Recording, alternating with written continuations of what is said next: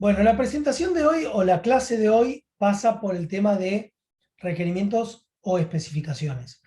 Nosotros lo usamos como sinónimos. Sabemos que en sistemas de información ven una diferencia un tanto sutil entre funcionalidades, especificaciones, requerimientos, lo usamos como sinónimo. Y básicamente el recorrido de la clase de hoy voy a hacer hincapié en algunos temas puntuales de la agenda, pero la presentación les va a quedar completa. Vamos a ver qué son los requerimientos, en qué momento de la planificación o en qué momento del desarrollo del proyecto los definimos, cómo categorizamos los requerimientos. Les vamos ya a dejar un primer artefacto que es la matriz de trazabilidad para aquellos que decidan trabajar con la gestión predictiva especialmente.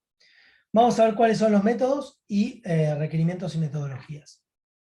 O cómo traducimos los requerimientos funcionales a las metodologías ágiles. Bien, básicamente vamos a empezar marcando la diferencia entre lo que son requerimientos, casos de usos e historia de usuarios. Cuando hablamos de requerimientos o de especificaciones o de funcionalidades, estamos hablando, tal como la definición lo dice, de una descripción formal de lo que el usuario espera que haga el sistema. Es decir, es lo que se llama una característica del sistema en estado puro. ¿Sí? El sistema va a hacer tal cosa, el sistema permitirá tal cosa, etc. Esto es un requerimiento o una funcionalidad del sistema. Un caso de uso es para una especificación o para un requerimiento, se arma una especificación completa de cómo sería la interacción del actor con el sistema. Para muchos requerimientos se detectan aquellos requerimientos que son muy complejos de explicar solo con la sentencia del requerimiento y en los que es necesario hacer un caso de uso. Entonces se hace, si se quiere, el ciclo de cómo sería la interacción de él o los actores con el sistema para cumplir con ese requerimiento. ¿Me explico hasta aquí? Es decir, uno pongamos por caso que tiene, no sé, 300 requerimientos y dice, bueno, estos 10 o 12 requieren que se haga un caso de uso. ¿Por qué? Porque no son, a pesar de que lo atomicé lo suficiente, es decir, a pesar de que llegué a simplificarlo de la mejor forma posible, tal como vamos a ver después, igual necesito explicarlo en términos de cómo sería el procedimiento específico de la interacción sistema-usuario, porque más allá de la sentencia específica del requerimiento, o a pesar de la sentencia específica del requerimiento, no puede quedar bien claro cómo se puede cumplir ese requerimiento. ¿Bien? Y el caso de uso es una funcionalidad específica de las herramientas UML, que son herramientas gráficas, digamos, para lo que es el desarrollo y diseño y desarrollo de sistemas. Ustedes han visto algunas como, por ejemplo, el DER, herramientas de comunicación, etc. Bueno, el caso de uso o los casos de uso son una de estas herramientas.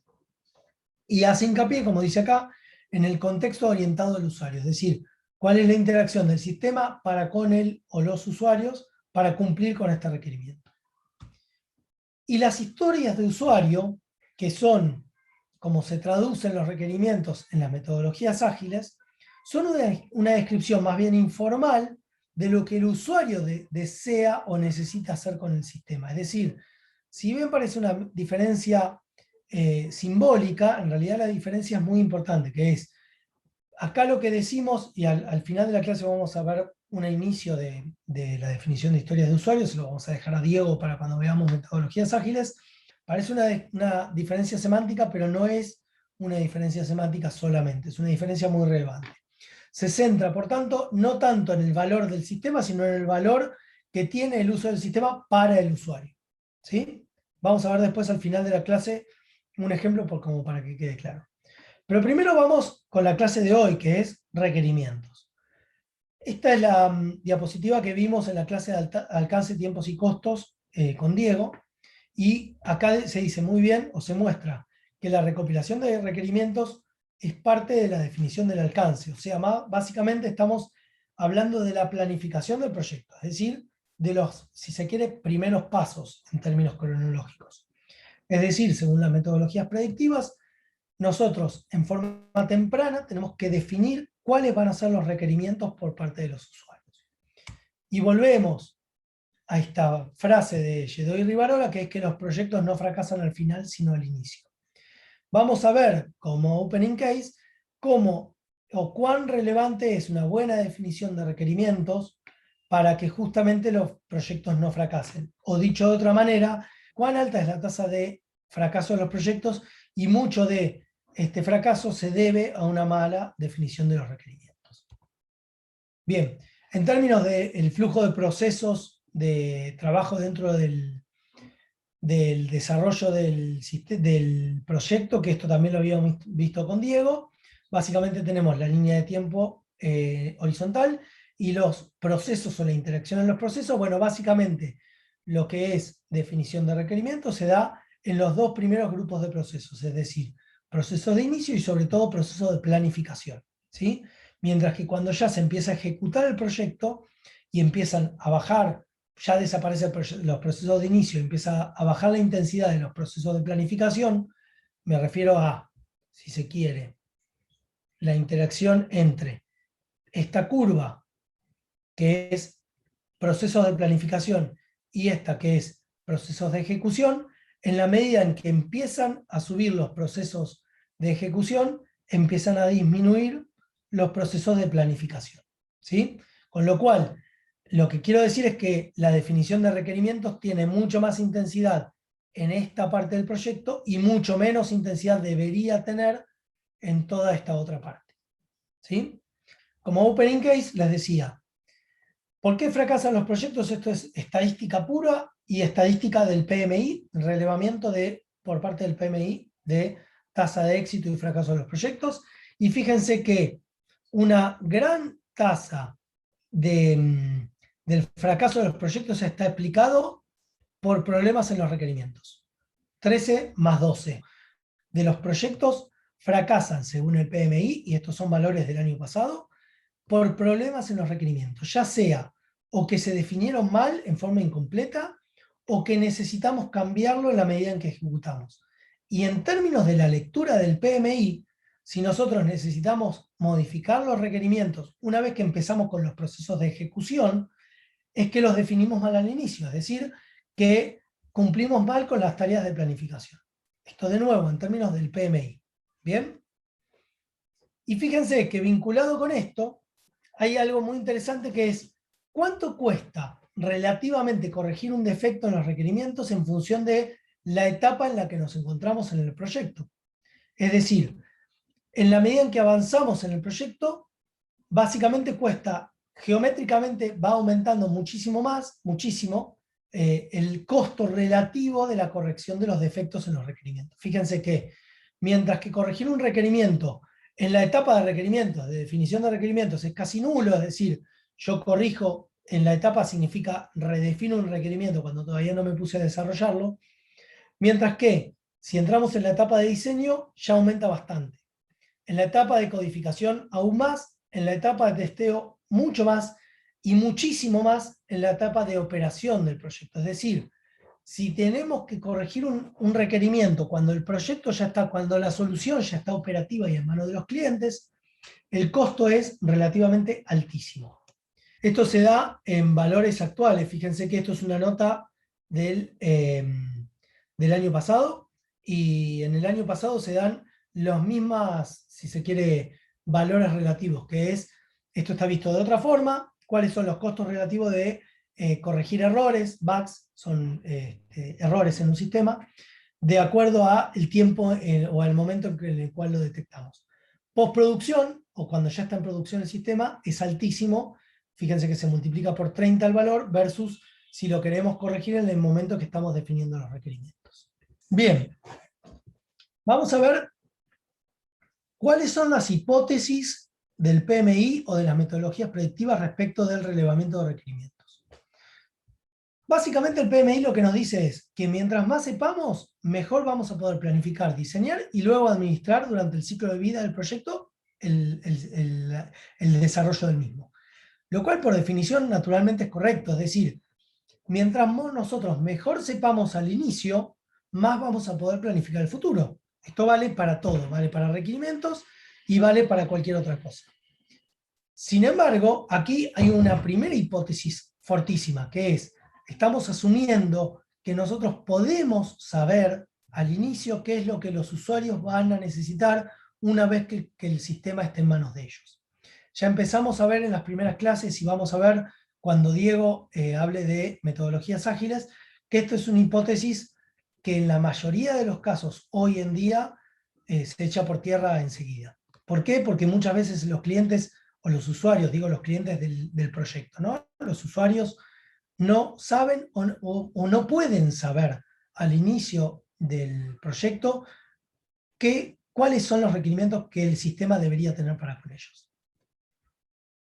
Tenemos métodos interactivos y métodos observacionales. No vamos a hacer hincapié, no vamos a hacer una pausa en estos métodos porque esto está específicamente explicado en el libro de Kendall y Kendall. Esto ustedes lo vieron en la clase de sistemas de información cuando hablaron de especificaciones y requerimientos, pero básicamente tenemos métodos interactivos, es decir, métodos en los cuales nosotros interactuamos con el usuario final para recabar datos, y métodos más bien observacionales, en los cuales la interacción no es deseable. ¿Sí? La mejor forma de comparar objetivamente el éxito de un sistema es comparando el sistema creado con los requerimientos originales. De nuevo, una hipótesis fortísima. ¿Por qué? Porque si nosotros estamos de acuerdo con lo primero, mientras que más sepamos mejor, y además creemos que es posible hacer un buen relevamiento de requerimientos y solamente un mal relevamiento de requerimientos se debe a incapacidad por parte del equipo consultor, entonces naturalmente esto es cierto. Nosotros, en tanto tengamos una mejor definición de los requerimientos al inicio y un proyecto final, una solución en manos del cliente, de los clientes al final, ¿qué otra herramienta más verificable que esta, objetivable, para verificar el cumplimiento de lo que habíamos puesto como objetivo que esto? Naturalmente que esto por definición es así. Sin embargo, de nuevo, esto se vuelve un supuesto muy fuerte.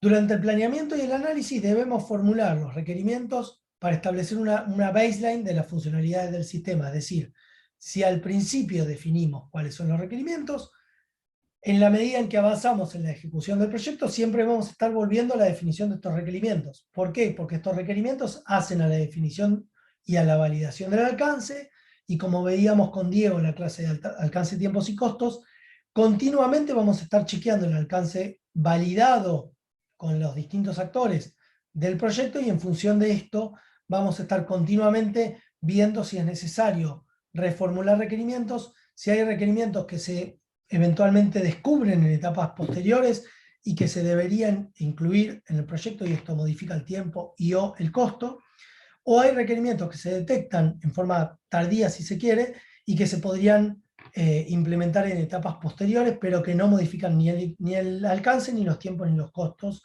de la ejecución y desarrollo del proyecto actual. Bueno, básicamente, ¿qué es un requerimiento? Hoy lo veíamos al inicio, es una declaración de lo que el sistema debe hacer o una característica que el sistema debe tener. Y luego este requerimiento va a evolucionar hacia lo que es una descripción más bien técnica de cómo se implementa. Básicamente no lo vamos a ver en esta materia, pero a través de inglés estructurado, o en nuestro caso español estructurado, nosotros vamos convirtiendo la definición de requerimientos funcionales o especificaciones, si se quiere, del lenguaje natural, en lenguaje más estructurado, más parecido a un lenguaje de programación. Bien, y nosotros básicamente nos estamos ocupando hoy de requerimientos del sistema, pero es importante entender que en realidad tenemos distintos niveles de requerimientos nosotros. Tenemos primero un requerimiento del negocio, que es básicamente ¿por qué es necesario el proyecto? O sea, desde el punto de vista del negocio, el requerimiento es ¿por qué yo necesito esta solución? Después tengo requerimientos del usuario, que es ¿qué necesidad tienen los usuarios para con el sistema? Es decir, la visión de los usuarios. Y aquí es donde se paran las metodologías ágiles. Mientras que la redefinición de requerimientos más típica del PMI es la definición de requerimientos del sistema, es decir, ¿qué es lo que el sistema necesita hacer para cumplir con las necesidades del usuario? Es decir, es una visión desde el punto de vista del sistema. ¿Sí? Vamos a ver un ejemplo muy genérico que no aplica a proyectos tecnológicos, y después vamos a ver un ejemplo de un proyecto más, si se quiere, vinculado con el diseño de un sistema. ¿Qué es un requerimiento funcional? Nosotros básicamente lo definimos o lo separamos entre requerimientos funcionales y no funcionales. Si vuelven a sistemas de cuarto año van a encontrar que hay distintas categorías, no solamente en términos de la naturaleza de funcionales y no funcionales, sino que hay requerimientos obligatorios y requerimientos deseables, o en términos de relevancia. Tienen distintas categorizaciones. Nosotros básicamente hacemos hincapié en esta, que es según la naturaleza. Según la naturaleza nosotros lo dividimos entre requerimientos funcionales y no funcionales. Entonces, por ejemplo, ¿cómo sería un requerimiento funcional para un cartón de leche, una caja de leche? Bueno, un requerimiento funcional para una caja de leche sería aquel contenedor que me permita contener líquido sin que tenga ninguna pérdida del mismo.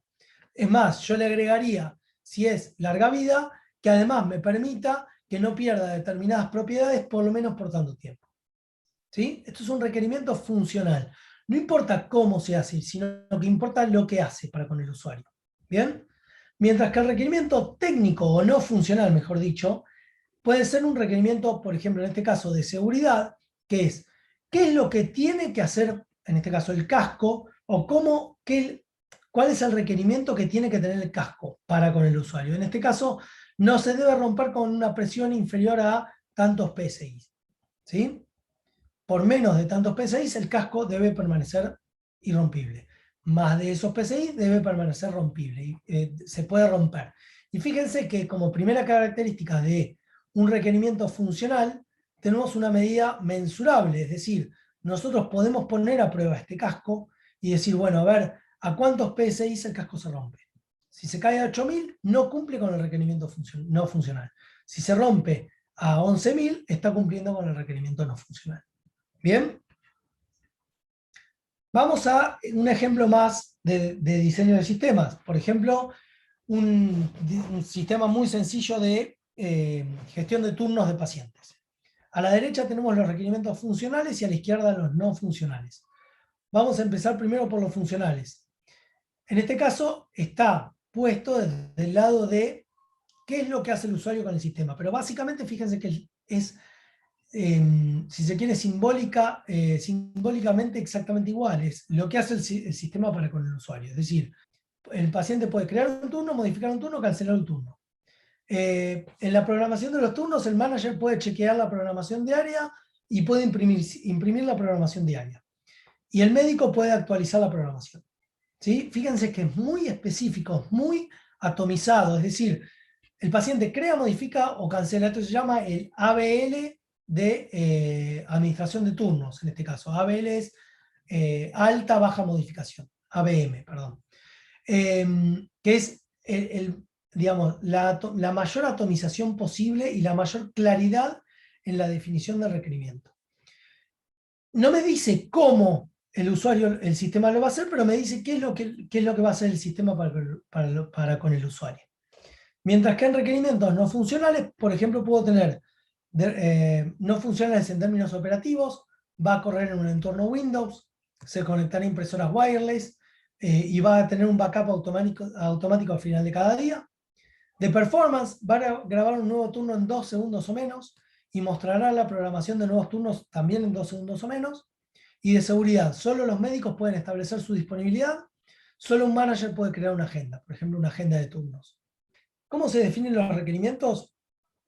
Fundamentalmente, si bien esto es, según el PMI, algo que se debe hacer bien al inicio del desarrollo del proyecto, básicamente también lo que dice el PMI, y acá sí, sí que no está errado, es que es algo que se hace, debería hacer al menos en conjunto. Esto no es algo ni que haga la gente de sistemas, ni que haga la gente del negocio, sino que sí o sí tiene que ser algo para lo cual es una colaboración entre ambas partes. ¿Por qué? Fundamentalmente, bueno, por algo que ya se pueden ir imaginando ustedes, porque la gente del negocio en el mejor de los casos va a saber lo que ellos quieren o desean.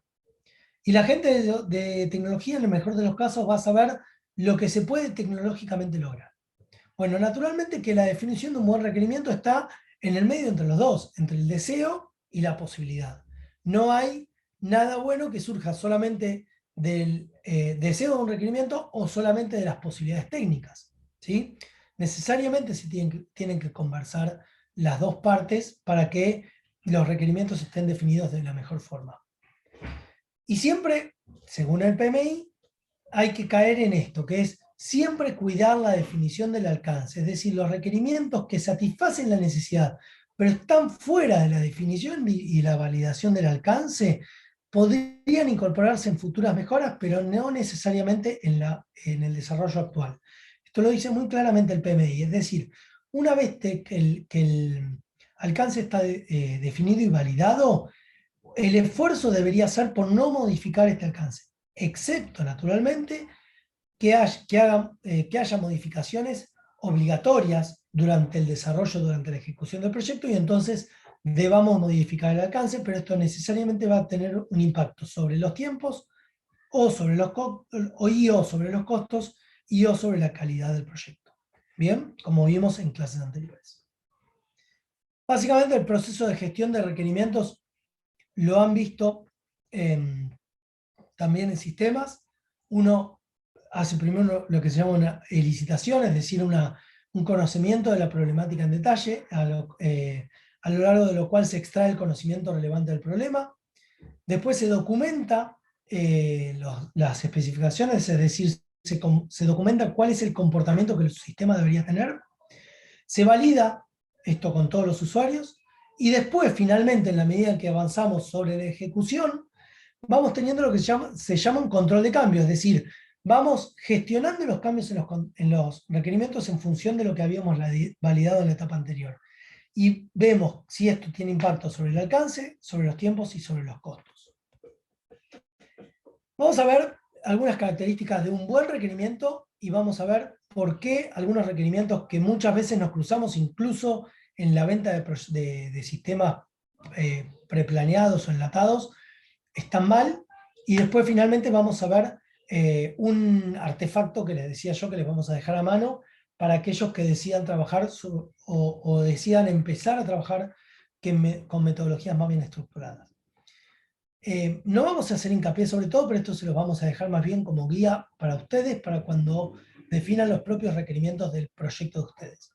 Pero tengan en cuenta que los requerimientos, por empezar, deben ser rastreables, es decir, se debe definir si esto es una necesidad del negocio, del sistema o del sistema, y quién es el solicitante, y eventualmente si sufrió un cambio, se tiene que rastrear este cambio. Esto está vinculado con la etapa anterior de control de cambios. Debe ser inequívoco, es decir, lo más atomizado posible. Solo puede ser interpretado de una sola forma. No debería haber más de una interpretación sobre una especificación o sobre un requerimiento. En este sentido debe ser específico y singular. Debe ser mensurable, sobre todo las especificaciones o los requerimientos no funcionales, pero también esto es deseable de los requerimientos funcionales. Deben ser verificable cuantitativamente en lo posible. Deben ser comprobables, debe haber una instancia de verificación, por ejemplo, a través de un testeo del sistema. Por ejemplo, yo puedo hacer el alta de un paciente. Bueno, a ver, veamos en el sistema cómo hago el alta de un paciente. Lo hago así. De esta forma, listo, ya verifiqué que existe la especificación. Debe ser consistente y además no debe estar en conflicto con ninguna otra especificación. Esto que parece bastante lógico, en la medida que uno empieza a definir especificaciones, como lo vamos a ver ahora, pierde un poco la marcha de la consistencia. Debe estar identificado unívocamente, es decir, debe haber un ID único por cada requerimiento como para que se puedan rastrear. Y tiene que estar en lo posible libre de diseño, es decir, cuando uno piensa en el diseño no tiene que estar pensando en la solución, ¿sí? Vamos a ver después, en la medida que avancemos en las clases, que esto también es muy difícil y que muchas veces uno necesita, para definir buenos requerimientos, prototipar, es decir, definir aunque sea, si se quiere, pantallas, como para pensar algo en la solución, porque muchas veces es más fácil como usuario pensar en una solución que en un sistema en forma abstracta. Pero sin embargo, por definición, debería estar libre de diseño. Bueno, y aquí les vamos a dejar lo que decíamos que técnicamente es un artefacto. Un artefacto, es decir, una herramienta dentro de la caja de herramientas que tiene todo desarrollo de proyectos. En este caso, lo que se llama una matriz de trazabilidad de requerimientos. Básicamente la matriz la van a tener que hacer si ustedes trabajan con proyectos de servicios de tecnología bajo metodologías estructuradas o no ágiles. Vamos a hacer, cuando terminemos con las clases de metodología de proyectos, vamos a tomarnos con Diego un momento como para hacer algún balance, porque si bien nosotros, como se han dado cuenta, estamos casi más del lado de las metodologías ágiles que del lado de las metodologías predictivas, es verdad que hay muchos proyectos que todavía no justifican trabajo con metodologías ágiles. Por ejemplo, y yo les voy a traer un ejemplo exacto en el cual estoy trabajando yo, que es la definición de un PMS, que es el software para el manejo de pasajeros de un hotel, que algo les había comentado en alguna clase pasada. Son sistemas preplaneados, sistemas existentes, en la mayoría de los casos enlatados, son sistemas SaaS, o sea, Software as a Service, en donde ya está toda la solución a las manos del cliente, que seríamos nosotros como hotel, de manera que ponernos a trabajar desde un punto de vista ágil, la verdad es que sería casi por esnovismo, pero la verdad es que no agregaría valor al proyecto. Bien, entonces, primera herramienta, primer artefacto que les dejamos a mano es la matriz de trazabilidad de requerimientos. Básicamente es una matriz que permite vincular los requerimientos desde que se conciben, desde la elicitación, que es la primera etapa, hasta el final, cuando generamos el entregable que satisface este requerimiento. Básicamente tiene varias versiones, una versión inicial, que es la previa al kickoff, es decir, la previa a la ejecución del proyecto, en la que una vez que se valida el alcance, se cierra esta matriz y se define un listado inicial de requerimientos. Y después, sobre este listado inicial, vamos a ir trabajando en la medida en que hagamos un control de cambios, que es la última etapa de la gestión de requerimientos, que es básicamente trabajar en etapas o en versiones posteriores de la matriz de trazabilidad, monitoreando a cada uno de estos requerimientos y viendo si se cumplen y si no se cumple, qué porcentaje, y eventualmente si no se cumple, por qué, etc. Bien.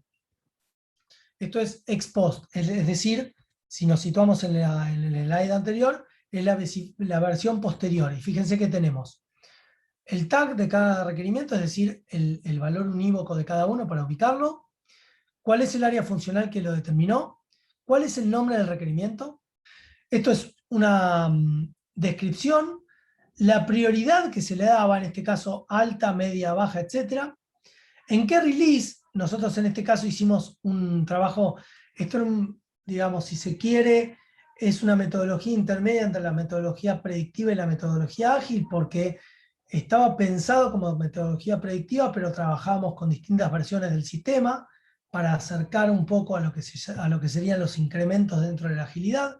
Entonces, básicamente, si bien previamente, o mejor dicho, en las etapas de planificación, tratamos de ahondar o de planificar, valga la redundancia, todos los requerimientos posibles, fuimos no solo priorizando los requerimientos, sino también en virtud de la priorización, viendo en qué versión lo íbamos a poner o íbamos a desarrollar estos requerimientos.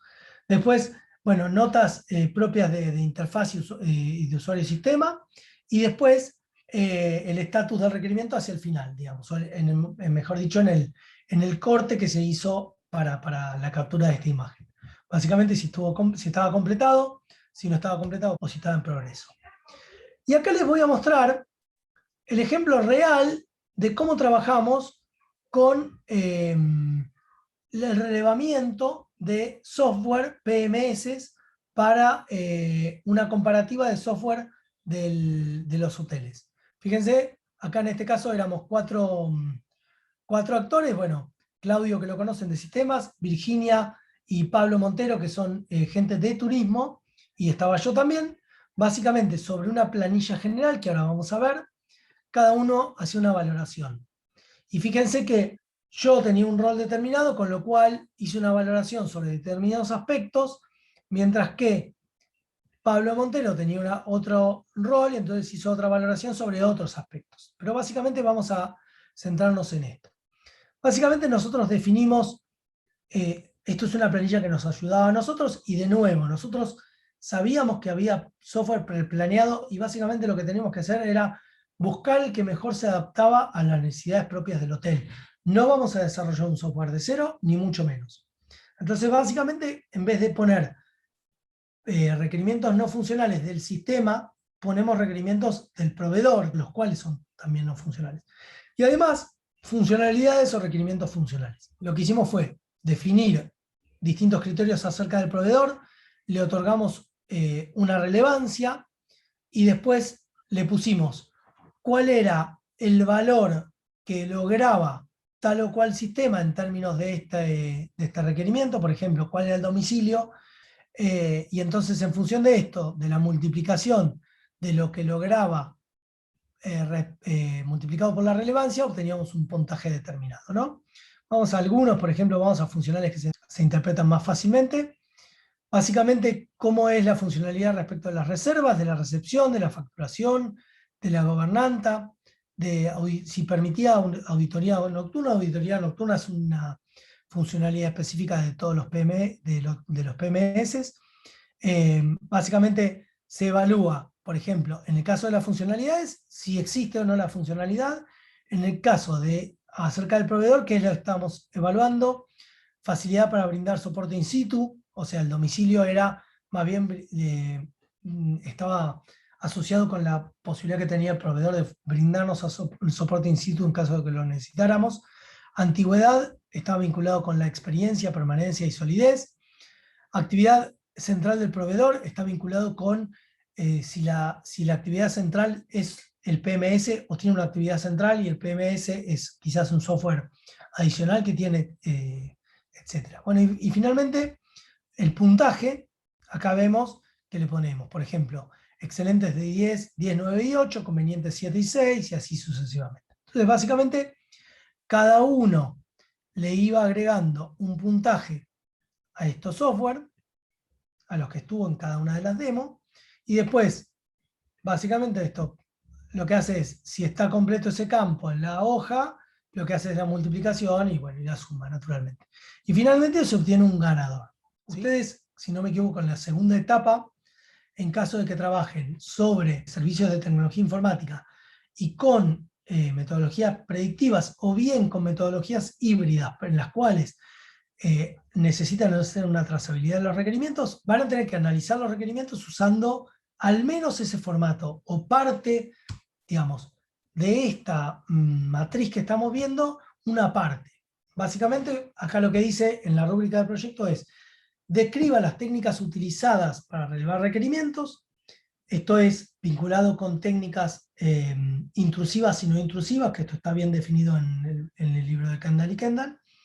De quiénes se recolectaron los datos, si se utilizaron entrevistas o cuestionarios, proveer transcripciones y copia de estos, proveer copia de cualquier otro documento consultado, y básicamente tienen que analizar los requerimientos usando al menos un ID del requerimiento, descripción, quién proveyó, es decir, esto, de dónde, de qué área funcional proviene, a eso responde esta columna de quién lo proveyó, y si es funcional o no funcional.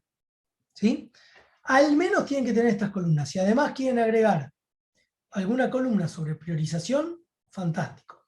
Y después van a tener seguramente una columna de avance, digamos, pero eso en la medida en que, como no es dentro del alcance de la cátedra, ustedes no van a desarrollar o ejecutar el proyecto, básicamente no es algo que entre dentro del core de la materia.